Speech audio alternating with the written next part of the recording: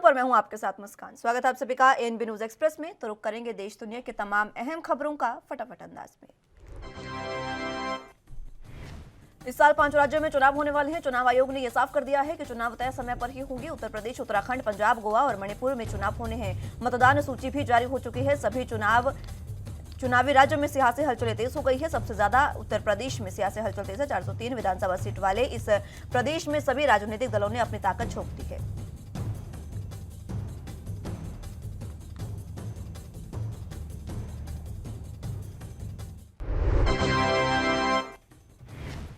भारतीय निर्वाचन आयोग ने प्रेस कॉन्फ्रेंस कर ऐलान किया है कि डिजिटल वर्चुअल तरीके से पार्टियां चुनाव प्रचार करें। 15 जनवरी तक किसी भी तरीके की रैली, रोड शो और पदयात्रा नहीं होगी। नुक्कड़ सभा, बाइक रैली पर भी रोक लगाई गई है। कैंपेन में कोविड प्रोटोकॉल का पालन करना होगा।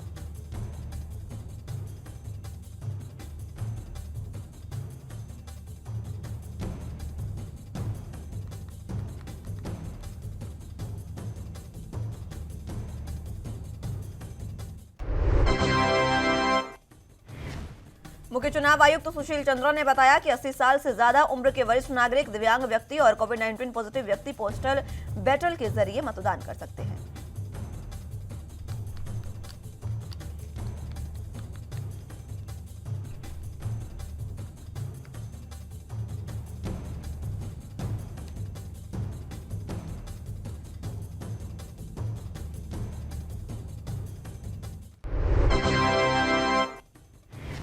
उत्तर प्रदेश में 7 चरणों में मतदान होगा। उत्तराखंड और गोवा में 14 फरवरी को मतदान और मणिपुर में 27 फरवरी को और 3 मार्च को वोटिंग होगी, जिसके बाद 10 मार्च को सभी राज्यों में मतगणना होगी।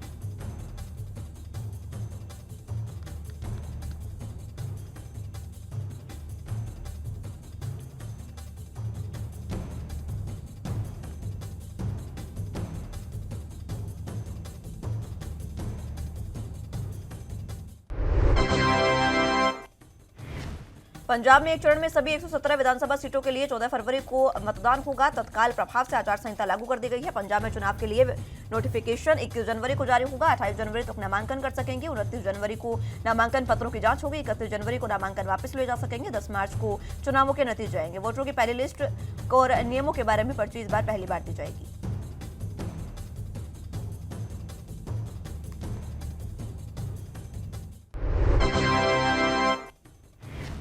15 जनवरी तक रोड शो, पदयात्रा, साइकिल रैली, बाइक रैली और जुलूस निकालने पर प्रतिबंध लगने के लिए केंद्रीय मंत्री गजेंद्र सिंह शेखावत ने कहा कि जिस तरीके से कोरोना के मामलों की संख्या एकदम बढ़ती नजर आ रही है, चुनाव आयोग का ये निर्णय निश्चित ही इसका स्वागत है।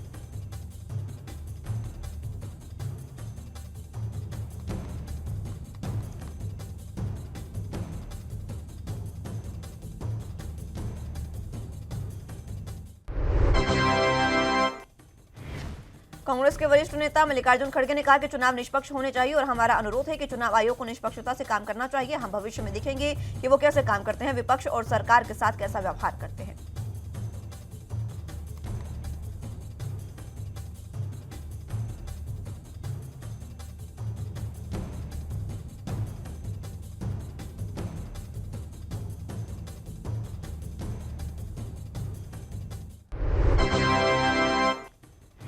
पांच राज्यों में चुनाव की तारीखों की घोषणा के बाद एसपी अध्यक्ष अखिलेश यादव की प्रतिक्रिया सामने आई है। अखिलेश ने कहा कि ये तारीखें बदलाव की हैं। शुरुआत 10 फरवरी से हो रही है और 10 मार्च तक परिणाम आएगा। चुनाव आयोग द्वारा रखी गई शर्तों का पालन किया जाएगा। 10 मार्च के बाद यूपी में बीजेपी का साफ होना तय है।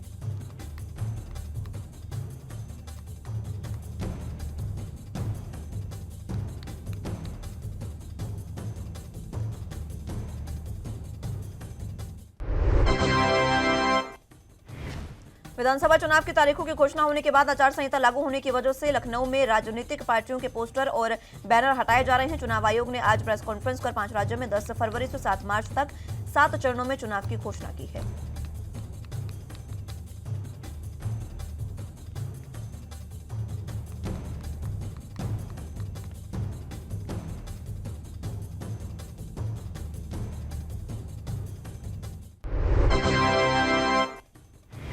चुनाव की तारीखों का ऐलान होने पर यूपी के सीएम योगी आदित्यनाथ ने कहा कि नए भारत के नए उत्तर प्रदेश में हम लोकतंत्र के इस महापर्व का हृदय से स्वागत करते हैं। इसमें कोई संदेह नहीं होना चाहिए कि 10 मार्च 2022 को उत्तर प्रदेश विधानसभा चुनाव के परिणाम में बीजेपी प्रचंड बहुमत के साथ जनता जनार्दन का आशीर्वाद प्राप्त करने में सफल होगी।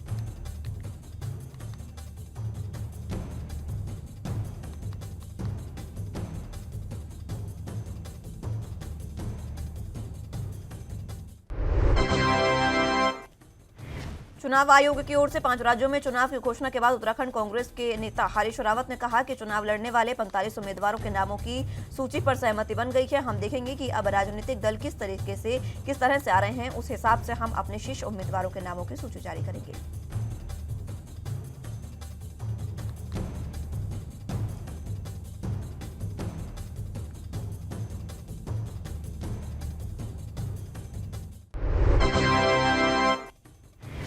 पंजाब सरकार ने आगामी विधानसभा चुनावों में पहले राज्य में नए पुलिस महानिदेशक की नियुक्ति की है।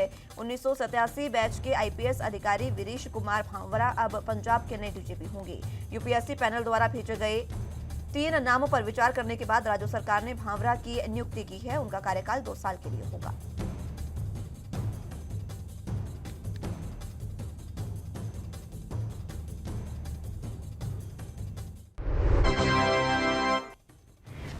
पीएम मोदी की सुरक्षा में चूक मामले पर पंजाब सरकार और पंजाब पुलिस चौतरफा घिरती नजर आ रही है। शनिवार को बीजेपी नेता और पूर्व आईपीएस अधिकारी किरण बेदी ने विस्तार से बताया कि पंजाब सरकार ने कहां चूक की है। किरण बेदी ने कहा कि ये साफ तौर पर प्रधानमंत्री पर सुनियोजित तरीके से हमले का मामला है।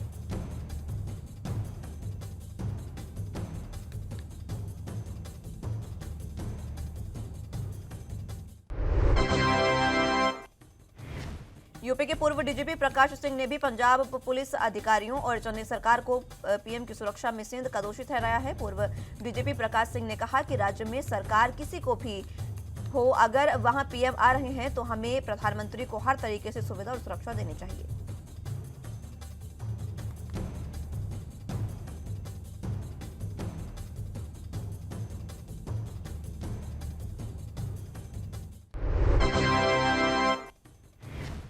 मध्य प्रदेश के टेकनपुर में केंद्रीय मंत्री अनुराग ठाकुर 78 सहायक कमांडेंट के दीक्षांत समारोह और पासिंग आउट परेड में शामिल हुए। उन्होंने कहा कि आज हर कठिन परिस्थिति में बीएसएफ ने देश के हित में बड़ा काम किया है।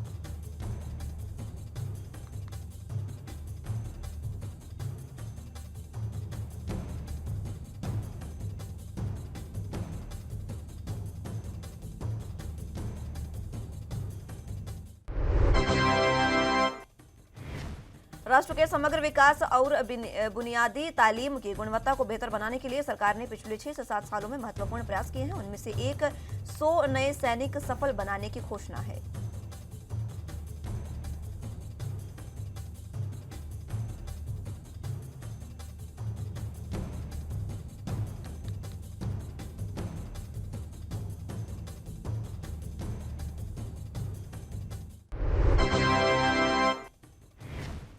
बिहार में कोरोना के बढ़ते मामलों पर आरजेडी नेता तेजस्वी यादव ने कहा कि एक तो मुख्यमंत्री नीतीश कुमार यात्रा पर जा रहे हैं, जबकि मुख्यमंत्री आवास पर लोग पॉजिटिव पाए गए हैं। हमें तो लगता है कि मुख्यमंत्री भी पॉजिटिव हैं। जहां से कोरोना को रोकने की व्यवस्था होनी चाहिए, कोरोना तो वहीं से फैल रहा है।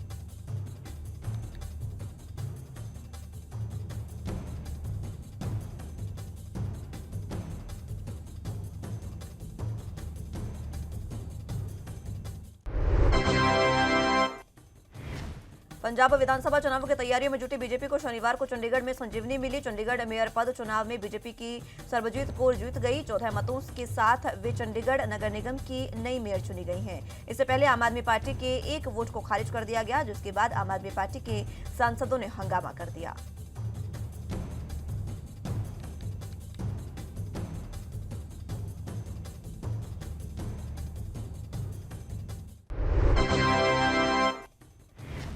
मेयर चुनाव के नतीजों पर बोलते हुए आप नेता राघव चड्ढा ने भेदभाव के आरोप लगाए। राघव चड्ढा ने कहा कि हमारा मेयर बनना चाहिए था। आज एक बात मेयर चुनाव से साफ हो गई है कि बीजेपी और कांग्रेस ने एक गुप्त गठबंधन करके इस मेयर के चुनाव को लड़ा है। दोनों पार्टियों ने एक हिडन गठबंधन करके अपने गठबंधन का मेयर चंडीगढ़ में बनाया है।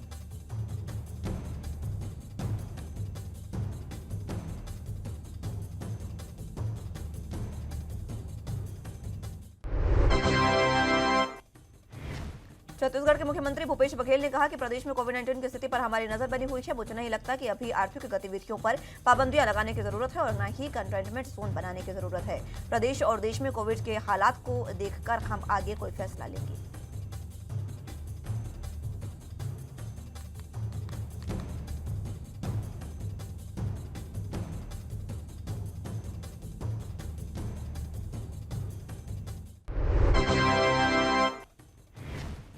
एलएनजेपी अस्पताल के एमडी डॉक्टर सुरेश कुमार ने दिल्ली में कोरोना की स्थिति को लेकर कहा है कि कोविड मामलों में तेजी आ रही है। कुछ हफ्तों तक मामले बढ़ेंगे, उसके बाद मामलों में कमी आएगी। हमारे पास ओमिक्रॉन के 185 मामले आए और 180 लोग ठीक हुए हैं।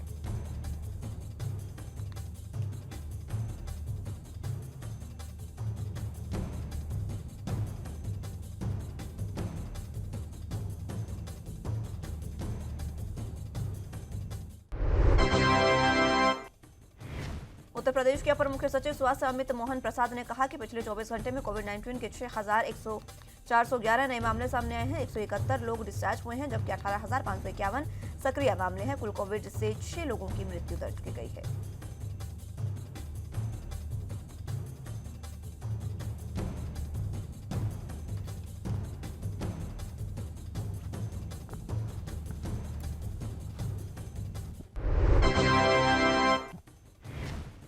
कोरोना के बढ़ते मामलों के बीच उत्तराखंड सरकार ने नए नियम लागू किए हैं। राज्य में सभी राजनीतिक रैलियां और विरोध प्रदर्शन 16 जनवरी तक प्रतिबंधित रहेंगे। सभी स्कूल और आंगनवाड़ी केंद्र भी 16 जनवरी तक बंद रहेंगे।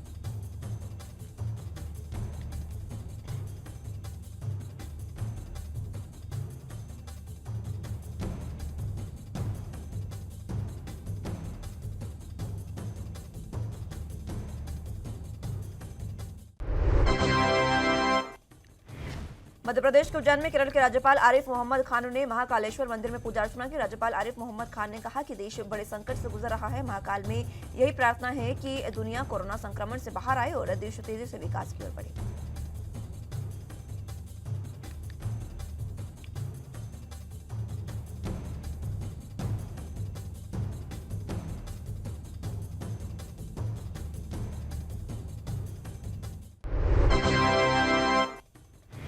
हरियाणा के deputy CM Dushyant Chautala corona संक्रमण की चपेट में आ गए हैं। उन्होंने हल्के बुखार की शिकायत के बाद खुद को आइसोलेट कर लिया था। इसके बाद आरटीपीसीआर टेस्ट कराया, जिसमें उनकी रिपोर्ट पॉजिटिव आई है। शनिवार को उन्होंने ट्वीट कर खुद के संक्रमित होने की जानकारी दी।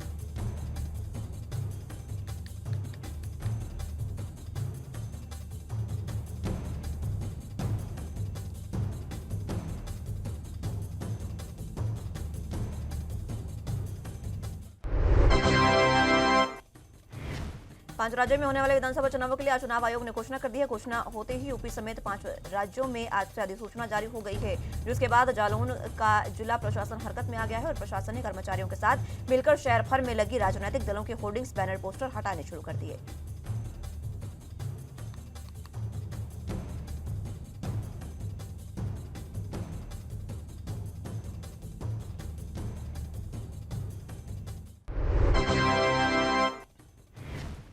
मुंबई में बढ़ रहे कोरोना संक्रमण और इनसे निपटने में असफल होने की विपक्ष की ओर से लगातार हो रही आलोचनाओं के बीच मुंबई की मेयर किशोरी पेडनेकर ने कहा कि मुझे अंग्रेजी नहीं आती है, मेरी मराठी में कई बातों का अर्थ का अनर्थ कर विपक्ष के कुछ नेता उसका फायदा उठा रहे हैं।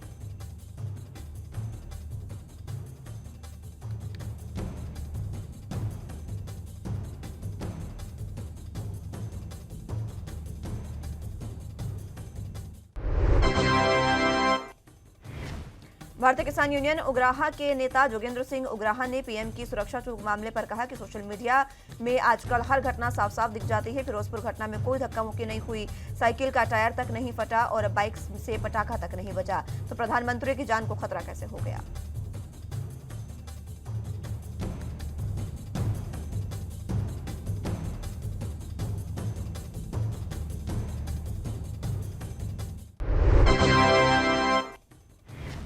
उत्तर प्रदेश में आदर्श आचार संहिता लगने के बाद से ही प्रशासन हरकत में आ गया है। लखनऊ के जिलाधिकारी अभिषेक प्रकाश ने आदर्श आचार संहिता का सख्ती से पालन करने का निर्देश जारी किया। जगह जगह लगे होर्डिंग्स को उतारने का काम शुरू कर दिया गया है।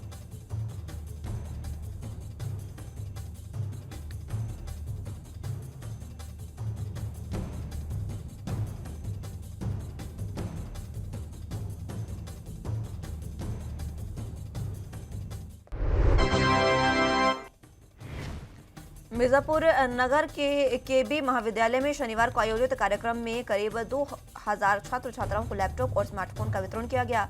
इस मौके पर छात्राओं ने कहा कि सरकार की योजना से हमें लाभ मिल रहा है, अब हमें पढ़ाई में दिक्कत नहीं होगी, गरीब परिवार में भी प्रतिभा होगी, उन्हें मौका मिलने से देश का विकास होगा।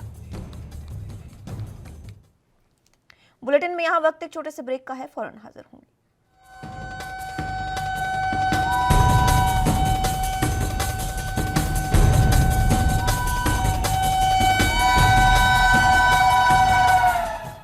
के बाद एक बार फिर से स्वागत है आप सभी का। तो रुक करते हैं देश दुनिया के तमाम अहम खबरों का फटाफट अंदाज में। आगामी 2022 के विधानसभा चुनाव के दृष्टिगत आज आदर्श आचार संहिता लागू हो गई है, जिसके जिला प्रशासन हरकत में आ गया है और जिले भर में लगे होर्डिंग्स को हटाने का काम शुरू कर दिया गया है। जिले भर में जगह जगह लगे होर्डिंग्स और बैनर को हटवाने के लिए जेसीबी का सहारा लिया जा रहा है।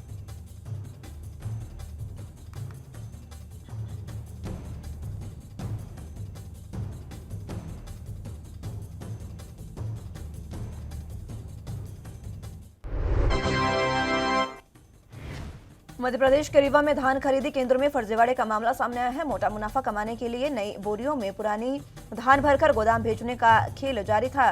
करहिया मंडी में बनाए गए चौरहटा खरीद केंद्र में संयुक्त टीम द्वारा इस फर्जीवाड़े को पकड़ा गया है, जिसके बाद कलेक्टर ने समिति को सस्पेंड कर दिया है।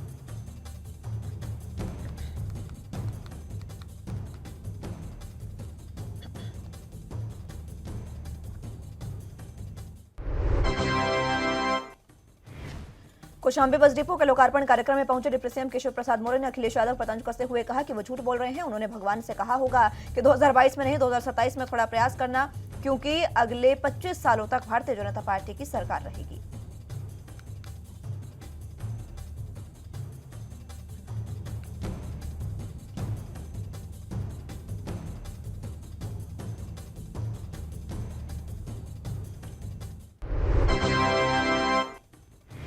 आचार संहिता लगते ही वीआरएस लेने का सिलसिला भी शुरू हो गया है। भारतीय जनता पार्टी का वीआरएस लेने के लिए प्रशासनिक सेवा में अपनी सेवा दे रहे ईडी के जॉइंट डायरेक्टर जो बीजेपी में शामिल हुए हैं, ईडी के joint director doctor Rajeshwar Singh को वीआरएस उनका स्वीकार किया गया है।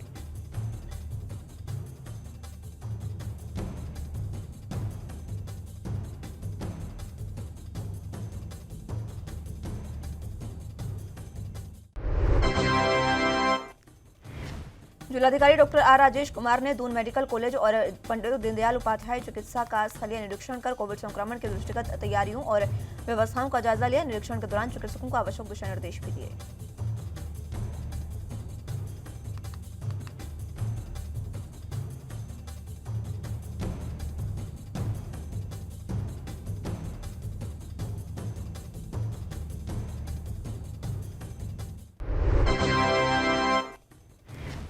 आचार संहिता लागू होने से ठीक पहले आनन फानन में कुशीनगर बस स्टेशन का उद्घाटन हुआ। उद्घाटन कुशीनगर के सांसद और विधायक ने अधूरे बस स्टेशन का ही कर दिया और अभी इस बस स्टैंड परिसर में यात्रियों के बैठने और पानी तक का उचित इंतजाम नहीं है। वहीं कैंपस में अभी इंटरलॉकिंग चल रही है।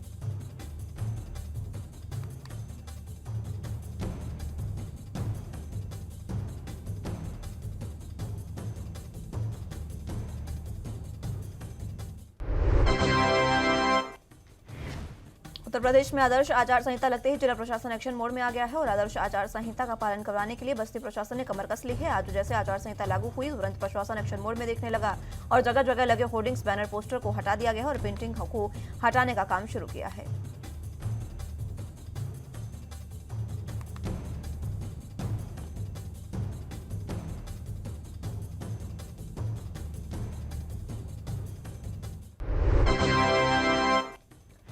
आदर्श आचार संहिता का 100% पालन करवाने के लिए जिला प्रशासन ने पहले से ही तैयारी कर रखी थी और घोषणा होते ही प्रशासन ने होर्डिंग्स, बैनर हटवाने का काम शुरू कर दिया है। आदर्श आचार संहिता को लेकर जिले से लेकर तहसील प्रशासन, नगरपालिका, नगर पंचायत के अधिकारी और पुलिस के सहयोग से होर्डिंग्स और बैनर उतरवाने लगे हैं।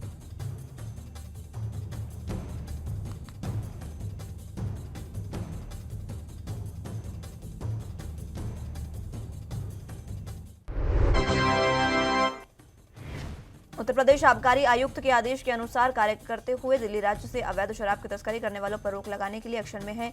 डीएम राकेश कुमार सिंह और वरिष्ठ पुलिस अधीक्षक पवन कुमार के निर्देशन में संयुक्त रोड चेकिंग के दौरान एक अभियुक्त को होंडा सिटी कार से 35 बोतल शराब के साथ पकड़ा।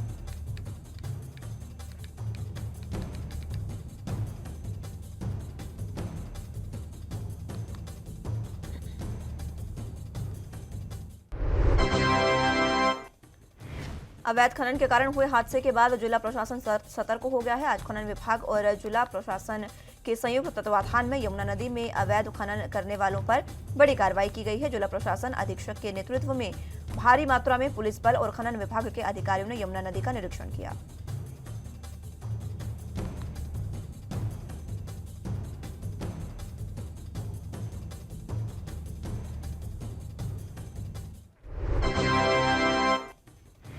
इस दौरान यमुना नदी को छावनी में तब्दील कर दिया गया। पलवल के सभी थानों की पुलिस के अलावा रैपिड एक्शन फोर्स की भी तैनाती की गई है। अधिकारियों ने गांवों में भी जाकर यमुना रेती स्टोक को पकड़ा। गांव सुल्तानपुर में 12 स्थानों पर रेती की स्टोक को पकड़कर कार्रवाई की गई है।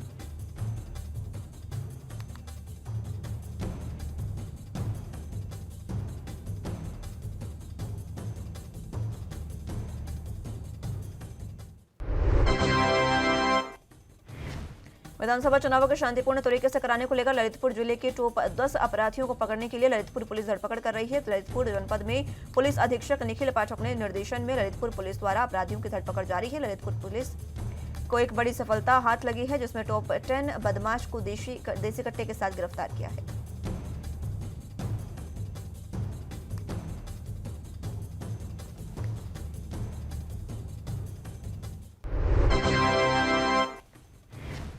तीन जनवरी को कमला नगर क्षेत्र में घर में घुसकर मोबाइल, मंगलसूत्र और लगभग 6.5 लाख रुपए की लूट हुई थी। उसका खुलासा पुलिस ने कर दिया है। एसपी सिटी विकास कुमार ने बताया कि कमला नगर लूट के मामले में 48 घंटे में 5.5 लाख रुपए बरामद किए गए थे।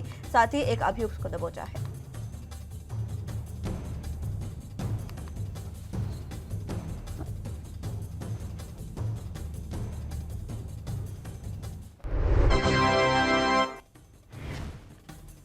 मुंबई बीजेपी के विधायक आशीष शेलार और उनके परिवार को जान से मारने की धमकी देने के आरोप में मुंबई क्राइम ब्रांच ने गिरफ्तार किया है और गिरफ्तार आरोपी का नाम ओसामा शमशेर है, जो करीब 48 साल का है।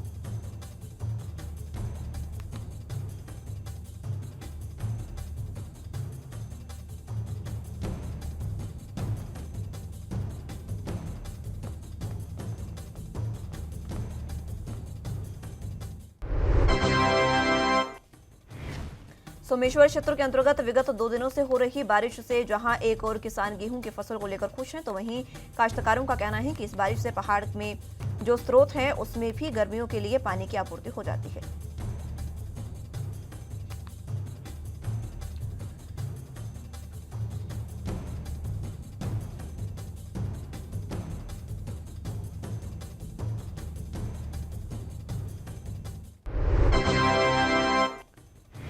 तेल विपणन कंपनियों ने पेट्रोल और डीजल के ताजा रेट जारी किए हैं। राष्ट्रीय बाजार में आज यानी 8 जनवरी 2022 को भी वाहन ईंधन, पेट्रोल और डीजल की कीमतों में कोई बदलाव नहीं किया गया है। राष्ट्रीय स्तर पर पेट्रोल डीजल की कीमतें नवंबर 2021 से स्थिर हैं।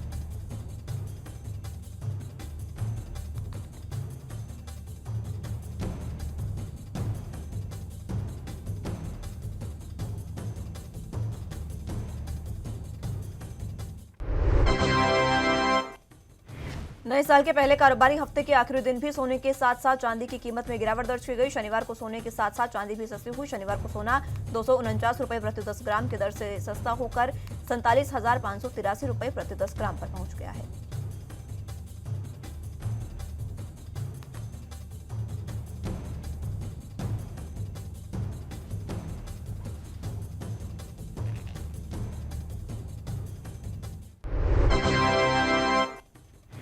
दिसंबर 2021 में एक्टर विकी कौशल के साथ शादी के बंधन में बंधी एक्ट्रेस कैटरीना कैफ पहली बार इंदौर आई हैं। Friday night Katrina Indore airport पर स्पॉट हुई। इससे पहले कैटरीना साल 2016 में इंदौर आई थी।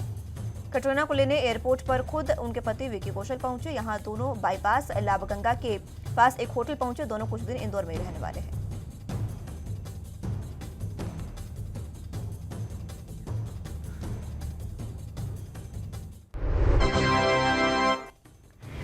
सोशल मीडिया पर अपने ग्लैमरस लुक से इंटरनेट का टेम्परेचर हाई करने वाली निया शर्मा हाल ही में उन्होंने अपने इंस्टाग्राम हैंडल पर एक वीडियो पोस्ट की है।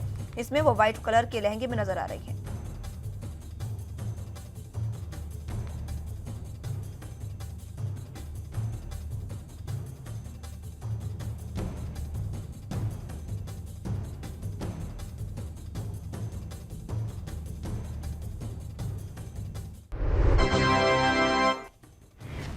तारक मेहता का उल्टा चश्मा के शो में ग्लैमर का तड़का लगाने वाली बबीता जी यानी अका मुनमुन दत्ता हमेशा सुर्खियों में बनी रहती हैं। एक बार फिर से उन्होंने एक पोस्ट की है और अपने डांस वीडियो से सोशल मीडिया पर तहलका मचा रही हैं।